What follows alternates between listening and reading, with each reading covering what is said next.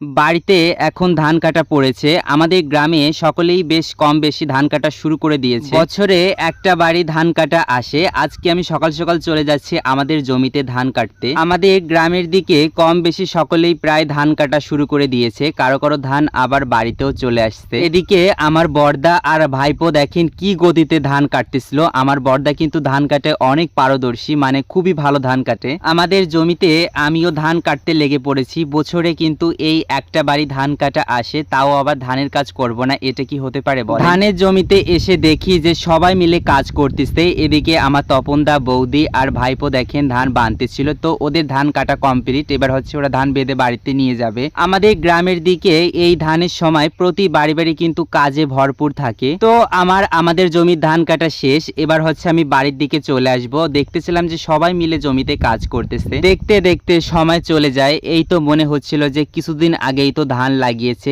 এই সবুজ শ্যামল ধান আর এখন সোনালী রং ধরেছে সম্পূর্ণ মাঠ জুড়ে। দেখতেছিলাম ধানের জমিতে পদ্ম দাদা আর বৌদি কাজ করতেছে। আমাদের জমির পাশাপাশি কিন্তু কার্তিক দাদাদের জমি আর পদ্ম দাদাদের জমি, তো সবাইকে একটু ভিডিও নিচ্ছিলাম। দাদাদের জমিতে যেহেতু ধানে ভরা, তো দাদাদের আজকে দিনটা মনে হয় লেগেই যাবে ধান কাটতে। আমার ধান কাটা শেষ, আমি চলে আসবো বাড়ির দিকে। তো আমার ধান কাটা শেষ করে আমি চলে আসলাম বাড়ির দিকে। বাড়িতে এসে দেখি যে আমার মা কষা কষা মাংস রান্না করতেছে। মায়ের হাতের এই ডিম আর ছোট আলুর দমটা, এটাও খেতে কিন্তু অনেক মজা। তো পাশাপাশি আমাকে কিছু ভাজা মাংস তুলে দিয়েছে মা।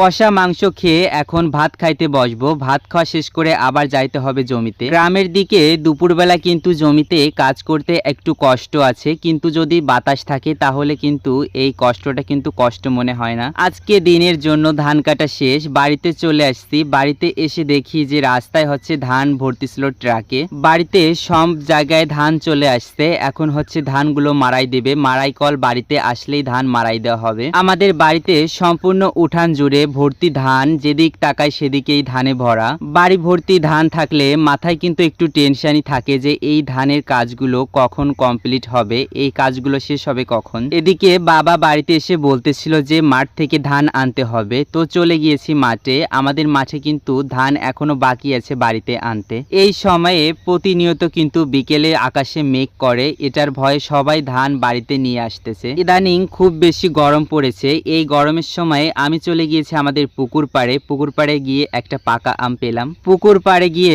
দেখতে পারছি যে দাদা বৌদি কাজ করতেছিল ঘেরের ধানের, আর এই ধানগুলো হচ্ছে আটি বাঁধতেছিল।